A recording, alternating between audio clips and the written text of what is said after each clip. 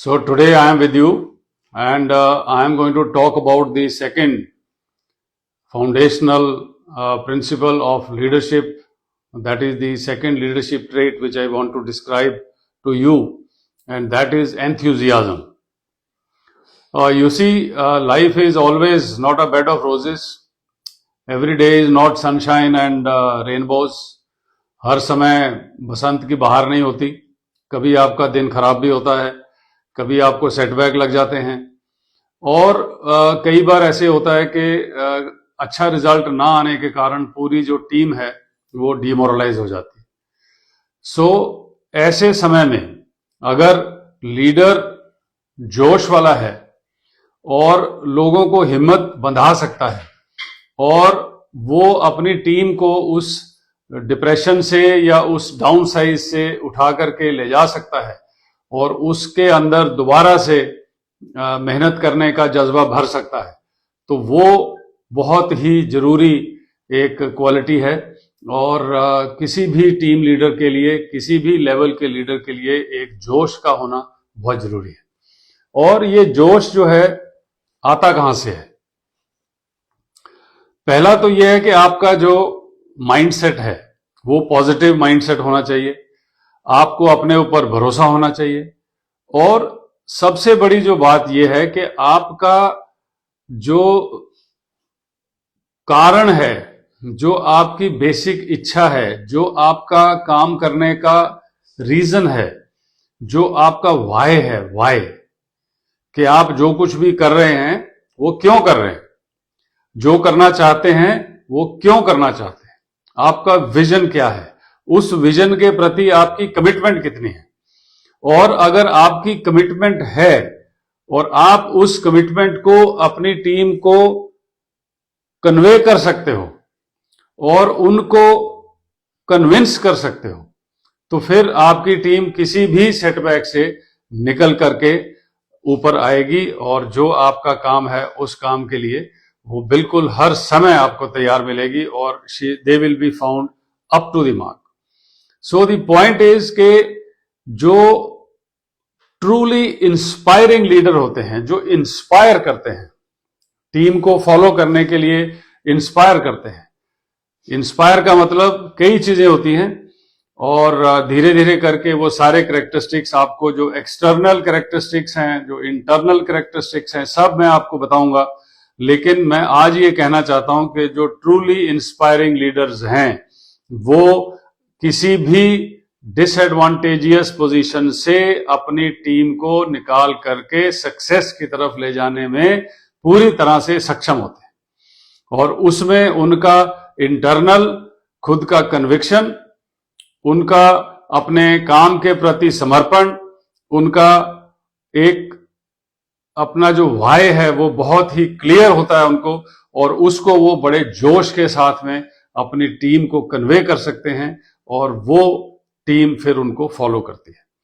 तो अगर आपका वाय क्लियर है तो आपका विजन आपको क्लियर है. तो वो जो विजन अगर आपको क्लियर है, वो विजन आपने अपनी टीम को एक्सप्लेन करना है, समझाना है, उनके लिए एक रोड मैप ले करना है, और वो पूरे पैशन के साथ अगर आप करते हैं और अगर आप उसको रूखे सूखे मन से एक तरह से फॉर्मेलिटी पूरी करने के लिए, या अपने अंदर पहले ही आपको शक लगता है कि पता नहीं हम ये कर पाएंगे कि नहीं, और आपको लगता है कि हम 50 कर पाएंगे, तो आपने 400 का टारगेट रख दिया कि भाई 400 का टारगेट रखेंगे तो कम से कम 50 तो आएगा. तो ये अप्रोच जो है वो आपको फेलियर की तरफ ले जाती है. तो जो आपका विजन पहले आपका क्लियर है, वो विजन आपने अपनी टीम को पूरे पैशन के साथ एक्सप्लेन करना है और फिर उस विजन के ऊपर पीरियोडिक फीडबैक लेकर के उस डायरेक्शन में, उस रोड पर, उस सड़क पर, उस रास्ते पर आपने पूरा चलते रहना है. बीच में आपको थकावट भी आएगी, बीच में आपको सेटबैक भी होंगे, बीच में आपका स्लो डाउन होगा, बीच में आपकी चीजें धीरे हो जाएंगी, लेकिन अगर आप कंटिन्यूअसली उसके ऊपर लगे रहेंगे तो वो आपको खींच करके अपने रास्ते पर पहुंचा देगा. ये आपका एंथुसियाज्म है. वो कहते हैं ना कि कुएं की जो मुंडेर होती है उसके ऊपर रस्सी अगर खींचती रहती है तो वो कुछ सालों में वहां पत्थर भी घिसा देती है। जो रस्सी सॉफ्ट होती है वो पत्थर भी घिसा देती है। क्यों? क्योंकि कंसिस्टेंटली वो अपना काम कर रही है। तो इसी तरह से जोश के साथ अगर आप कंसिस्टेंटली काम करेंगे तो आपका टीम आपको लेकर के साथ में चला जाएगा, पहुंचा देगा जहां पर आप जाना चाहते हैं। और टीम वर्क के लिए एक और चीज है, अभी सफर लंबा होता है, आपके टारगेट हैं, हो सकता है एनुअल टारगेट हो सकता है आपका 10 साल का टारगेट हो। उसके बीच में छोटे छोटे जो भी माइलस्टोन हैं वो माइलस्टोन को आपने सेलिब्रेट करना है, उसको खुशी मनानी है, उसको मिलजुल कर पार्टी करनी है, पिकनिक पे जाना है, घूमना फिरना है, नाच गाना करना है। और ये सेलिब्रेशन जो है चाहे छोटी से छोटी चीज है चाहे बड़ी कोई चीज है, कोई आपको टेंडर मिल गया उसको सेलिब्रेट कीजिए, कोई आपको ऑर्डर मिल गया उसको आप सेलिब्रेट कीजिए, आपका सेल का टारगेट पूरा हो गया उसको सेलिब्रेट कीजिए। और साथ में टीम के जो पर्सनल अचीवमेंट्स हैं, पर्सनल जो लैंडमार्क्स हैं, माइलस्टोन्स हैं, उनको भी अगर आप मिल के सेलिब्रेट करते हैं तो वो भी एक तरह से आपको टीम को साथ में ले जाने में हेल्प मिलती है। और एक और चीज होती है कि कल्चर ऑफ रिकग्निशन। अभी जो आदमी कोई अच्छा काम कर रहा है, जो ग्रुप अच्छा काम कर रहा है और आपको सक्सेस दे रहा है, आपको माइलस्टोन मिल रहे हैं, तो उनके अच्छे काम की रिकग्निशन भी बहुत जरूरी है। वो चाहे आप उसको कोई गिफ्ट दें, चाहे पार्टी में बुला करके उसको स्टेज पर बुला करके कोई सर्टिफिकेट दें, उसके गले में माला डाल के उसकी फोटो खींच के एम्प्लॉय ऑफ द मंथ करके अपने ऑफिस में फोटो लगाएं, चाहे आप उसको कोई उसके परिवार के साथ में उसको कोई हॉलिडे पे भेजें, लेकिन उसको आप रिकॉग्निशन दीजिए। और ये रिकॉग्निशन जो है this should be publicised so that आपकी सारी टीम जो है उसको फील हो कि भाई ये अच्छा काम करने से ये फायदा मिलता है। तो इससे जो बाकी के लोग हैं वो भी एनकरेज होते हैं और वो भी अच्छा काम करने के लिए उसमें होड़ लग लेते हैं। अभी कहीं पर आपको अवार्ड मिलते हैं, कहीं पर आपको इंसेंटिव मिलता है, कहीं पर आपको पे राइज मिलती है, कहीं पर आपको प्रमोशन मिलती है, कहीं पर आपको एक अच्छी जगह में पोस्टिंग मिलती है। सो वो सारी चीजें अगर पब्लिसाइज्ड हैं कि भाई ये क्राइटेरिया अचीव करने पर ये होगा, ये क्राइटेरिया अचीव करने पर ये होगा, तो सब लोग उस क्राइटेरिया को अचीव करने के लिए मेहनत करेंगे और उससे आपकी पूरी टीम की परफॉर्मेंस अच्छी हो जाएगी। और सबसे जो बड़ी बात यह है कि आपको खुद एक अपना जो आप प्रोफेस कर रहे हैं, जो आप एंथुसियाज्म चाहते हैं अपनी टीम से, वो आप एंथुसियाज्म अपने आप में भी दिखाएं। आपकी स्पिरिट हमेशा हाई होनी चाहिए, आपके अंदर में हर समय कॉन्फिडेंस होना चाहिए और आप खुद वो काम अच्छी तरह से करें जो आप दूसरों से कराना चाहते हैं।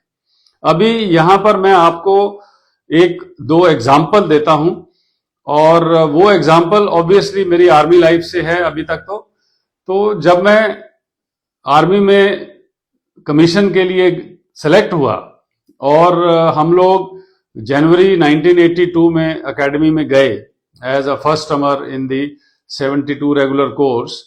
सो उस समय हमारे जो कमांडेंट थे वो थे lieutenant general Matthew Thomas from the parachute regiment, and he was not a very big man, he was I think 5 feet 6 inches 7 inches tall and a very fit person. बिल्कुल उनके शरीर पर एक दाना भी फैट का नहीं था and he was physically absolutely perfect and he was physically very strong and fit also. और वो इतने मतलब स्ट्रॉन्ग और फिट थे कि हमारी एक्सरसाइज वगैरह होती थी तो जहां पर भी हम लोग पहाड़ों में चढ़ रहे हैं, जंगल में जा रहे हैं, वो खुद भी अपना पैदल वहां पर पहुंच जाते थे और हमारे साथ चलते थे और रात को जंगलों में टेंट में रहना तो वहां भी रहते थे। और उनकी दो बातें मुझे याद हैं। पहली बात ये, उन्होंने हमारा पहला जो लेक्चर लिया था, ओरिएंटेशन लेक्चर जो होता है फर्स्ट टर्मर्स का, I think with in a first few days थोड़ा सा हमारे को हेयर कट शेयर कट हो गया और यूनिफॉर्म वगैरह मिल गई, थोड़ा बहुत हफ्ते 10 दिनों के अंदर में, मेरे ख्याल पहले ही हफ्ते में शायद वो लेक्चर था कमांडेंट का एड्रेस। और उसमें उन्होंने ये कहा कि army is not a career, it is a way of life. So ये जो बात है ये एक तरह से एंथुजियाज्म का फाउंटेन हेड है कि भाई आर्मी कैरियर नहीं है कि आप कैरियर की तरह से इसको ट्रीट करेंगे, ये आपकी जिंदगी है भाई, जीना इसी का नाम है। तो अगर जीना इसी का नाम है तो फिर हर आदमी उसमें मेहनत करेगा। This is the spirit of the Indian army. और जो उनकी दूसरी बात मुझे याद थी वो थी कि वो हमारे कैडेट्स के साथ में हॉकी खेलते थे, और वो हॉकी एकेडमी की जो ए टीम थी उसके साथ वो अपोजिट में खेलते थे। और बिल्कुल जो एक 18, 19, 20, 22 साल का लड़का जो कि बिल्कुल एन अपनी पीक पर है, उसके साथ में वो कदम से कदम मिलाकर दौड़ते थे। पूरा 45 मिनट के 2 हाफ उन्होंने खेलने, और पूरी तरह से वो फॉरवर्ड खेलते थे। ये भी नहीं कि भाई बैक में खड़े हुए हैं या गोलकीपर खड़े हुए हैं, पूरा दौड़ते थे ऊपर नीचे। उनकी स्टिक वर्क बड़ी अच्छी थी और ड्रिबलिंग करते थे। तो that was a sight to see. और वो जो इंप्रेशन है वो मेरे को जो फर्स्ट टर्म में पड़ा उसको मैं कभी भूल नहीं सकता, और उसी के कारण ही मैं पैराशूट रेजिमेंट में आने के लिए उत्साहित हुआ। और दूसरा एग्जांपल अगेन फिर आर्मी का देता हूं और फिर आईएमए का देता हूं। एक बहुत ही सीनियर आर्मी कमांडर लेवल के अफसर जो रिटायर हो गए अभी, जनरल नेगी, तो वो आईएमए के कमांडेंट थे और आर्मी कमांडर बनने से पहले। और वो जो है फिजिकली इतने फिट थे कि मैं आपको बता नहीं सकता। उनको देख के लगता था कि अभी ये बिल्कुल, अगर इनको बॉक्सिंग रिंग में उतार दिया जाए तो ये माइक टाइसन को भी हरा देंगे। और अब जैसे एग्जाम्पल के तौर पर एकेडमी में जो फिजिकल टेस्ट होते हैं तो उसमें एक चिन अप का टेस्ट होता है, रॉड लगी होती है, उसमें आपको जो है चिन अप करने होते हैं। तो चिन अप में सेटिस्फैक्ट्री स्टैंडर्ड पास होने के लिए 8 करने पड़ते हैं, और अगर आप 12 कर लेते हैं तो गुड होता है, और अगर आप 16 कर लेते हैं तो एक्सीलेंट होता है। और वो जनरल नेगी जब कमांडेंट थे तो वो एक बार ऐसे ही किसी पीटी टेस्ट में गए और उन्होंने चिनअप करना शुरू किया और 23 चिनअप किए। अब बताओ भाई, 58 साल 59 साल का आदमी जो इतना सीनियर आर्मी ऑफिसर है, और उसके सामने वो 19, 20, 21 साल वाले लड़के, और वो 12, और कोई फेल भी होता था कभी कभी, फिर बाद में पास हो जाते हैं। और मैं आपको बताना चाहता हूं मेरे से 12 से ज्यादा कभी हुए नहीं, लेकिन जनरल नेगी ने एज अ कमांडेंट 23 चिनअप्स करके दिखाए हुए हैं। और ये एक बहुत ही बड़ा इंस्पिरेशनल इवेंट था, या एक इंस्पिरेशनल कहानी है जो हम सुनते हैं तो हमें बड़ा अच्छा लगता है। मेरे को बड़ा कई बार मौका मिला, 3 बार मैंने उनके साथ पोस्टिंग होने का मुझे मौका मिला, and it is a privilege that I was able to serve with it. So the point is कि जो enthusiastic leader होते हैं वो अपना रास्ता एक तरह से रोशन करके चलते हैं, और उनके पीछे उनके फॉलोअर्स चलते हैं, और वो अपनी काम में सक्सेसफुल हो जाते हैं।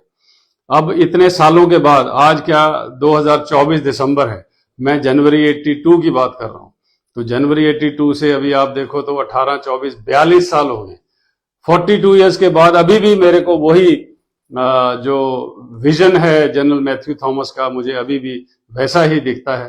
तो जो कैरिज्मेटिक लीडर हैं, जो एंथुजियास्टिक लीडर हैं, वो अपनी टीम के ऊपर एक लास्टिंग असर छोड़ते हैं, और वो असर अगर आप आर्टिफिशियल तरीके से चाहो तो नहीं छोड़ सकते। अगर आप सोचोगे भी मैं जोर जोर से बोलूंगा, मैं स्माइल करूंगा, मैं लोगों की पीठ पे शाबाशी दूंगा, और मैं जो है लोगों को अपने साथ इंप्रेस करके ले जाऊंगा, लेकिन अंदर से अगर आपको शक पड़ता है, अंदर से आपको अगर वहम है, तो कहीं ना कहीं वो आपके चेहरे पे, आपकी बातचीत में दिखाई देगा और वो आपका सारा जो बैलून है वो पंचर हो जाएगा और आपकी टीम के ऊपर पॉजिटिव असर होने के बजाय नेगेटिव असर पड़ेगा। सो इसके लिए आपको अपने अंदर से पॉजिटिव माइंडसेट और एक विजन की क्लैरिटी और उसके लिए आपकी कमिटमेंट, ये अगर आपके पास है तो फिर आपकी बल्ले बल्ले। सो बी अलाइव, जिंदगी को अच्छी तरह से जिए और एंथुजियास्टिक होके जिए और अपनी लाइफ में अपने साथ सब लोगों को आगे ले जाकर जो भी आपके एम हैं उनको अचीव करने के लिए मेहनत करें। आपके पास हर सलूशन है, आपके पास हर सवाल का जवाब है, आपके पास हर प्रॉब्लम का हल है।